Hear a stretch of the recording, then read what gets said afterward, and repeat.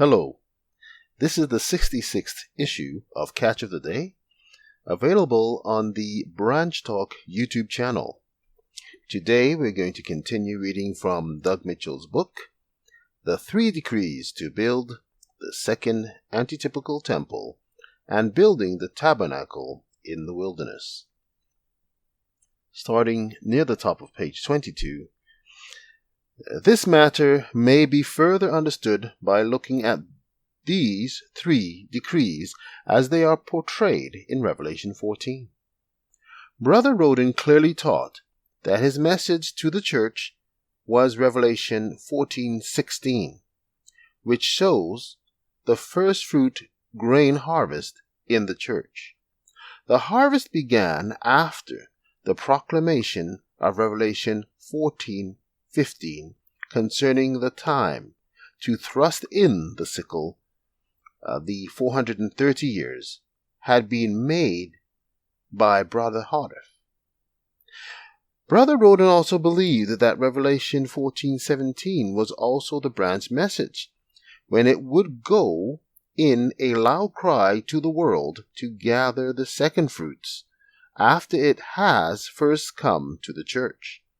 But what he didn't know was that there was to be a second decree following his first decree. That was the harvest of the second fruits, grapes, from the church before the messages went to the world in a loud cry. It is quite reasonable to conclude that, in the type, Cyrus didn't think that there would be the need for a second decree after he made his first decree. Likewise, in the antitype, it is understandable that Brother Roden Antitypical Cyrus would not have seen a need for a second decree after he had made the first one. As Lois at first thought that Revelation 14:17 strictly applied to Ben's message, she applied verse 18 to her message. But as time progressed and she learned that there were to also be second fruits from the church, and that the angel of verse 17 is the one that is to actually harvest those second fruits, she said that verse 17 applied to her message.